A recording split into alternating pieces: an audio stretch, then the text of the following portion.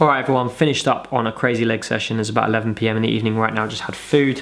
I want to chat to you guys a little bit about pre-workouts and what to look out for when it comes to pre-workouts and generally any supplements out there if you guys are considering buying. Let's discuss the main one, which is going to be pre-workouts for you guys. Caffeine, all of these sort of equivalent options that are available pre-workout training, whether that's having a coffee, energy drink, a pre-workout supplement. There's all sorts of different types of things that you can buy in the market right now. I want to give you guys a little bit of an insight into what you should be looking for when it comes to buying pre-workouts. So let's discuss about the sort of four main things that you need to think about when it comes to pre-workouts. One of the main things that we first think about when it comes to sort of pre-workouts is obviously the caffeine. One of the most sort of commonly looked into sort of stereotypes around pre-workouts is that they give you copious amounts of energy really quickly. It's like, you know, downing 16 espressos just before you train, whatever it might be. It basically just gives you a massive kick of caffeine, and I think there's so much more to pre-workout than you guys need to understand about what makes them effective and sort of what other ingredients go into pre-workouts that actually make them some better than others. Alright guys, so let's talk a little bit more about the actual pre-workout products themselves and how some brands are better than others for nutrients, for the caffeine dosages, for the branding, all sorts of different things.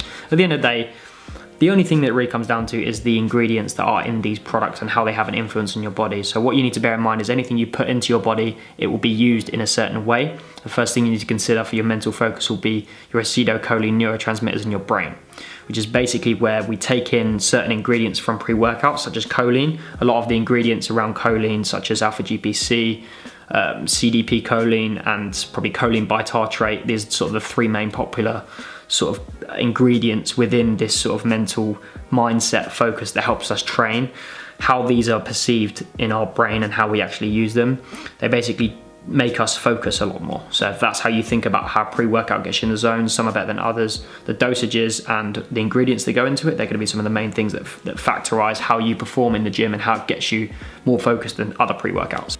Second thing we need to consider is the nutrients and how they're actually absorbed into our body and what pre-workouts are actually made of. So the most common used ingredient in the industry is probably agmatine sulfate, which is sort of the main bulk that makes up the powder itself. Certain ingredients inclusive of that will be L-citrulline, citrulline malate, a couple of other volumizers that will be in there, such as glycerol monosterate and GPLC, and sort of a variety of other factors that are put into these powders that give you that sort of performance nutrient-wise that you're after and give you that benefit in training. All of these factors have a knock-on effect to how you perform in terms of strength gains, in terms of your endurance and how quickly you diminish the performance in the gym. So i.e. if you're lifting over a longer period of time, how quickly will the pre-workout wear off, basically. First thing you need to consider when it comes to getting a pre-workout is creatine important for you? Does it have a knock-on effect into your performance, and how does your body respond to creatine? Some pre-workouts have creatine in them or creatine-based products. However, they're not always beneficial for some people. For some people they feel bloated, for some people there's no performance whatsoever, and they just don't really feel the results from them. Personally, it benefits me. However, I understand that some people may not like to use creatine out there, but at the end of the day, it's just use a pre-workout that works for you. So one of the most common ingredients used in pre-workouts will be betaine anhydrous, which is sort of the main bulk for strength improvements in the gym.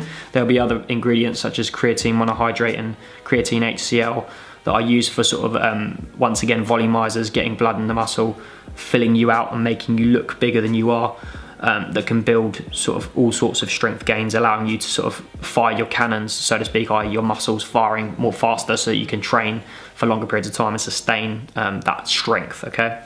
So let's talk about muscular endurance and how you can actually sustain your workouts for longer periods of time and how your muscles can repair faster for a longer workout, more effective training, and how that can have an influence on your overall session. A lot of ingredients used in pre-workouts will actually have these products in them. However, some will have certain bigger dosages than others. Some will have better quality ingredients, or some will have different dosages, which makes you believe that the quality of the product is better or worse. However, understanding what ingredients have certain impacts is really important to consider. And the final thing to look at would be how long you can endure certain workouts for certain periods of time, and how the ingredients in certain pre-workouts are more beneficial than others. So when it comes down to muscular endurance, some of the sort of top 3 or 4 ingredients that are used in pre-workouts and the ones to look out for will probably be creatine orophosphate, which is an ingredient that's basically used to prolong your workout or diminish fatigue, so to speak. Another one that would be really beneficial would be taurine, which is basically a fantastic ingredient that's used in certain energy drinks also, that basically gives you that endurance or resistance to fatigue, basically. And finally, the last one to talk about will be beta-alanine, which is probably one of the most sort of spoken about ingredients used in pre-workout supplements out there. Everyone always talks about the beta-alanine tingles and how it has a massive knock-on effect to their training. People often get what's called the beta-alanine tingles, okay, which is basically where you get a scratchy, itchy feeling around your head, your forehead, your ears, where you feel like you're sweating a lot. And some people really like that, some people really don't like it, so it really is just a matter of preference. Obviously some brands of pre-workout have larger beta-alanine dosages than others, so please bear that in mind when it comes to buying certain brands out there. Hopefully this video was useful for you guys. Just bear in mind that when you buy a pre-workout, it's not just a caffeine source, there are a lot more ingredients in there. If you're buying good quality pre-workouts that will have prolonging benefits in terms of muscular endurance, get you right in the right mindset, improve your overall strength, and generally will help you diminish your sort of strength gains over a longer period of time in terms of endurance.